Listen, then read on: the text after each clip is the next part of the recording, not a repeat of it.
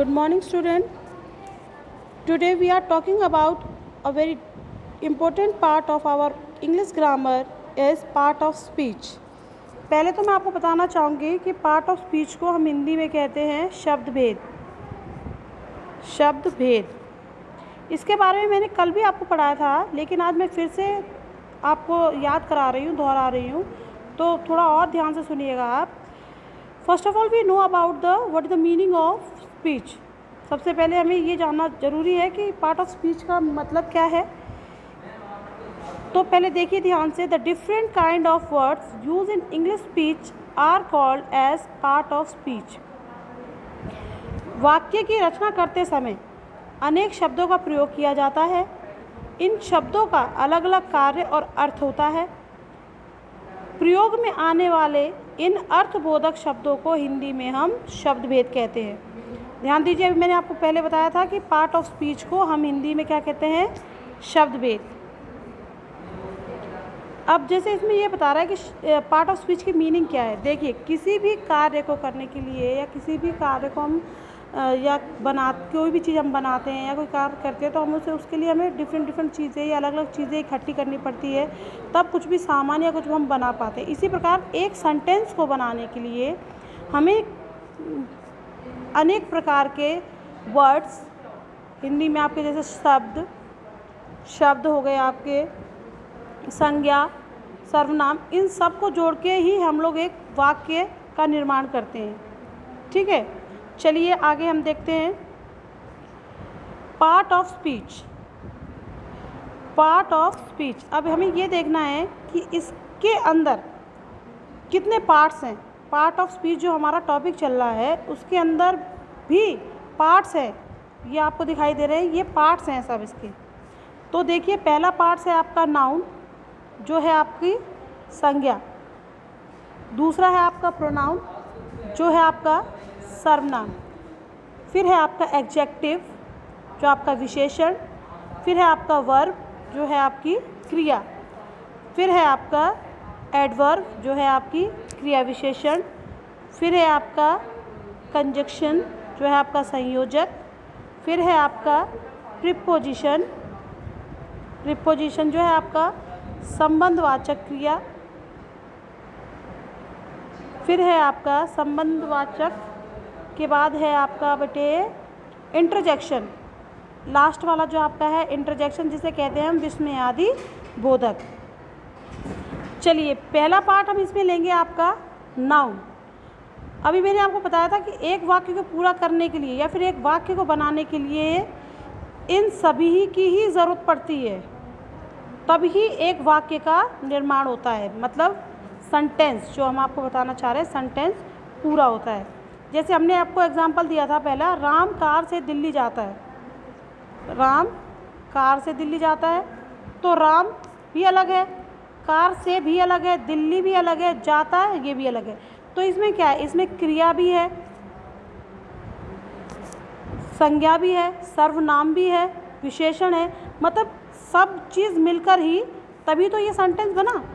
तो हम यही समझाना चाह रहे हैं, पार्ट ऑफ स्पीच का मतलब यही होता है, सभी जो भी ये चीज़ें आपको दी गई हैं, इनको मिलाने से ही जो शब्द बनता है, सेंटेंस बनता है, हमारा जो सेंटेंस पूरा होता है, उसी को पार्ट ऑफ स्पीच ही कहते हैं।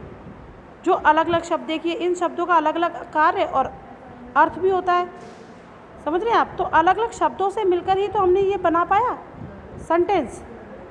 चलिए, अभी हम इसमें पहला लेंगे संज्ञा। पहला जो हमारा टॉपिक है, इसमें हम संज्ञा लेंगे।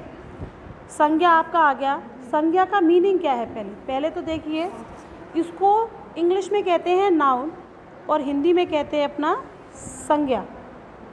इंग्लिश में हम कहते हैं अपनी संज्ञा। फिर देखिए इसमें क्या कह रहा है, इसका मीनिंग क्या है। What is the meaning of noun?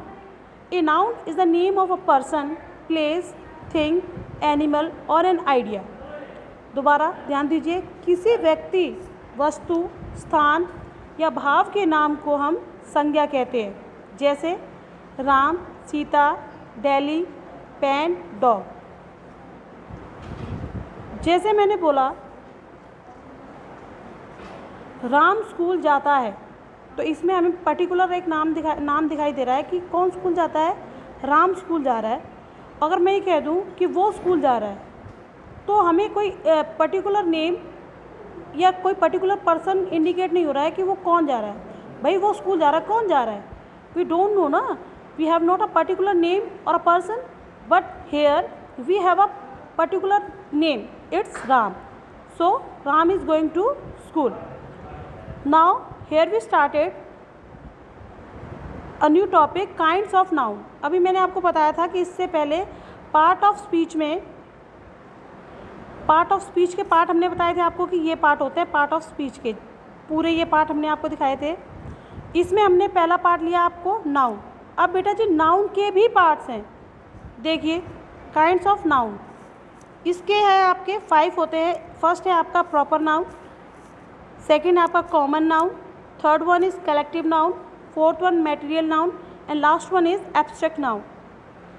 Here we started from a first topic, it's noun, but noun is also divided into 2 different parts, it's countable and uncountable. But right now first of all we talking about only countable noun. In countable nouns there are 3 parts. First one is proper noun, second is common noun, and third one is collective noun. First of all we are talking about the countable noun. What is the meaning of countable noun? Which noun can be counted is called countable noun. जो भी noun या फिर कोई जो भी चीज़ हम count कर सकते हैं वो आपकी काउंटेबल नाउन कहलाता है. इसके अंतर्गत मैंने आपको बताया बेटा 3 पार्ट्स आते हैं इसके, proper noun, common noun, collective noun. पहला हम लोग आज लेंगे यहाँ पे proper noun. Today we are starting from our this topic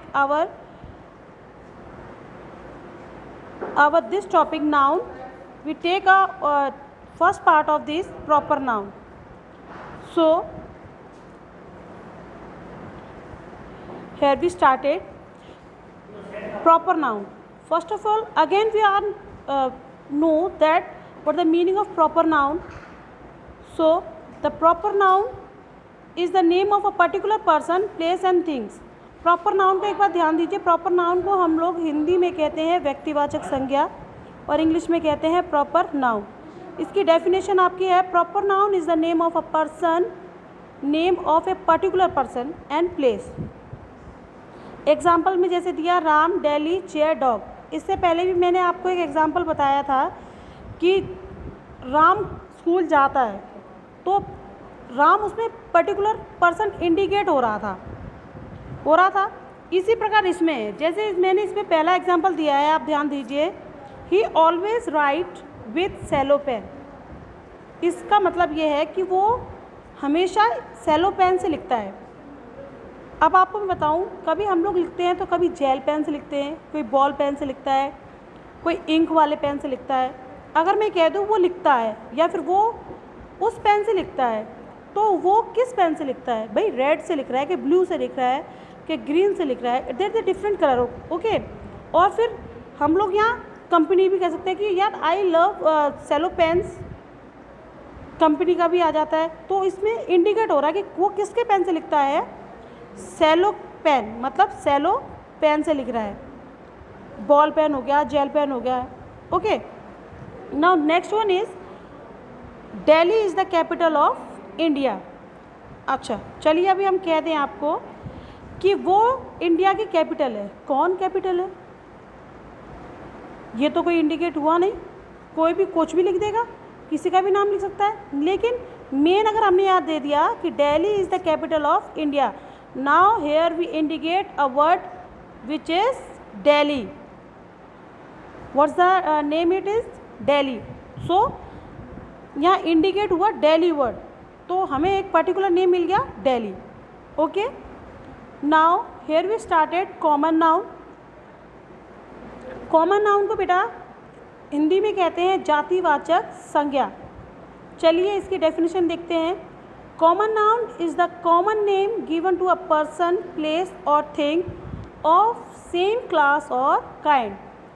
जैसे जिन शब्दों से किसी व्यक्ति, वस्तु अथवा स्थान की संपूर्ण जाति का बोध होता है उन्हें जातिवाचक संज्ञा कहते हैं. जैसे माता पिता, बच्चा, मेज, घड़ी, खिड़की आदि, मछली, तोता, हाथी आदि, बाजार, मंदिर, घर, सड़क आदि। एक ध्यान दीजिए, मछली की जो जातियाँ होती हैं वो भिन्न प्रकार की होती हैं, उसमें डिफरेंट कलर भी होते हैं, साइज़ भी होते हैं। चाहे वो काली हो या गोरी हो या गोल्डन कलर हो, कोई भी कलर हो, लेकिन वो कहलाती क्या है? वो कहलाएगी तो मछली ही। ऐसे ही अगर हम ये कहें माता पिता की अगर बात आ रही है, माता पिता की बात आ रही है, तो देखिए ये है आपका माता पिता। अब चाहे माता पिता बड़े बूढ़े हों या किसी के भी हों, मेरे हों या आपके हों, वो कहलाएंगे क्या? माता पिता ही तो कहलाएंगे। इसी प्रकार हाथी, एनिमल में जो हमने लिया हाथी, एलिफेंट जो लिया, उसमें भी हाथी का बच्चा होता है और छोटे भी होते हैं, बड़े भी होते हैं, तो उनको कहेंगे, उनकी पूरी प्रजाति को कहेंगे क्या? हमें एक पर्टिकुलर नाम क्या दे दिया गया? हाथी। ऐसी खिड़की मतलब आपकी विंडो, तो विंडो को क्या आप कहेंगे? या तो छोटी हो या बड़ी हो, चाहे लोहे की हो या स्टील की हो, उसको कहेंगे क्या? खिड़की। मतलब आपका विंडो ही कहेंगे। कहने का मतलब एक जाति में चाहे उसका साइज़ बड़ा हो या छोटा हो, कलर अलग अलग हो, लेकिन उसको एक पर्टिकुलर नाम एक ही रहेगा। ओके, जैसे मैंने बोला आई रीड नोवेल, मैं एक उपन्यास पढ़ रहा हूँ या पढ़ता हूँ, तो उपन्यास क्या है? या तो वो हिंदी का हो या इंग्लिश का हो, या फिर छोटा हो या बड़ा हो। उपन्यास तो उपन्यास ही कहलाएगा, नोवेल ही कहलाएगा। अगर जैसे हम पोएम की बात करें कि मैं पोएम पढ़ रहा हूँ या फिर मैं एक कविता पढ़ रहा हूँ, तो कविता में क्या, या तो कविता इंग्लिश में हो या हिंदी में हो, तो उसको एक पर्टिकुलर नेम दे दिया। हिंदी में कह देंगे कविता और इंग्लिश में दे दिया पोएम। ठीक है, अब वो या हिंदी में बड़ी हो या छोटी हो, या 4 लाइन की हो या 5 लाइन की हो, वो पोएम तो पोएम ही रहेगी। ऐसी ही राइट्स विथ पेन, इसमें क्या दिया है? He writes with pen. Pen का मैंने पहले भी आपको एग्जांपल दिया था, मैं फिर आपको समझा रही हूँ।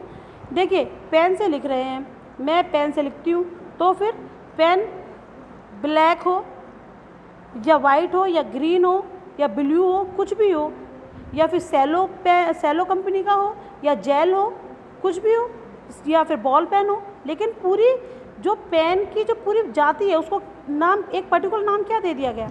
Pen. Okay, now next collective noun. Collective noun को हम हिंदी में कहते हैं बेटा जी समूहवाचक संज्ञा। देखिए, it is the name given to a collection of person, place और thing taken as a whole. Explain में देखिए, हिंदी एक्सप्लेन देखिए, जिन संज्ञा शब्दों से किसी भी व्यक्ति या वस्तु के समूह का बोध होता है उसे समूहवाचक संज्ञा कहते हैं। जैसे इससे पहले मैंने आपको बताया था जातिवाचक का बताया था मैंने, इससे पहले आपको ध्यान दीजिए, इससे पहले मैंने आपको जातिवाचक का बताया था, उसी से ही मिलता जुलता ये वर्ड है आपका समूहवाचक। जाति में मैंने आपको बताया था कि कोई भी जाति हो, उसमें या तो इंसान काला गोरा कैसा भी हो, लंबा गिट्ठा कैसा भी हो, लेकिन वो एक जाति अगर उनको नाम दे दिया गया, पर्टिकुलर नाम दे दिया गया, तो वो वही एक ही नाम रहता है। जैसे हमने मछली का आपको एग्जांपल दिया था, इसी प्रकार यहाँ जैसे हम एग्जांपल में देखें अंगूरों का गुच्छा, ए बंच ऑफ ग्रेप। अंगूरों का गुच्छा आपने देखा, अंगूर जो होते हैं उसमें आपने देखा कि अंगूर में बड़े भी होते हैं, छोटे भी होते हैं, कुछ ख़राब भी होते हैं, लेकिन वो पूरे इकट्ठे होते हैं, ग्रुप में रहते हैं, एज ए ग्रुप। समझ रहे? एज ए ग्रुप जो हो गया वो आपका हो गया इसमें। और जैसे टीम हो गई, टीम में क्या, अगर हम टीम बनाएं एक, तो टीम में क्या, लड़के भी होते हैं, लड़की भी होती हैं, लेकिन पूरा एक उसको नाम क्या दे दिया, ग्रुप को क्या नाम दे दिया? टीम। ऐसी क्लास, कक्षा जो होती है आपकी, क्लास में जब हम लोग बैठते हैं तो उसमें गर्ल्स भी होते हैं, बॉयज़ भी होते हैं, टीचर भी होता है, पढ़ाता होता है, आपको पढ़ाते हैं टीचर्स वगैरह।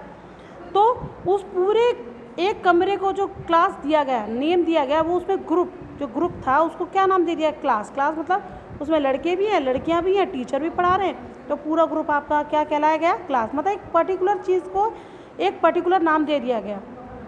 ऐसे ही देखिए, I have a bunch of grapes, जैसे मेरे पास एक अंगूरों का गुच्छा है। Ram want become a army soldier. अब देखिए आर्मी सोल्जर में हम आपको एग्जांपल देते हैं आर्मी का। आर्मी में हर कैटेगरी के लोग होते हैं, ठीक है, पंजाबी भी होते हैं, हिंदू भी होते हैं, क्रिश्चियन भी होते हैं, मुसलमान भी होते हैं, लेकिन उनको पर्टिकुलर नाम क्या दे दिया गया, आर्मी सोल्जर। वो कहलाएगा तो आर्मी सोल्जर, ठीक है बेटा जी।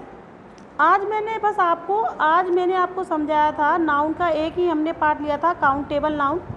काउंटेबल नाउन में मैंने आज आपको 3 टॉपिक पढ़ाए थे, जो है आपका प्रॉपर नाउन, जो मैंने आपको बताया व्यक्तिवाचक, दूसरा है आपका कॉमन नाउन, जो है आपका जातिवाचक संज्ञा, फिर है आपका थर्ड वन कलेक्टिव नाउन, जो है आपका समूहवाचक संज्ञा।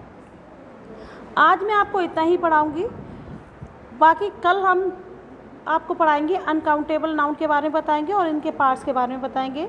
तो बस आज के लिए बस इतना ही। Have a good day, bye.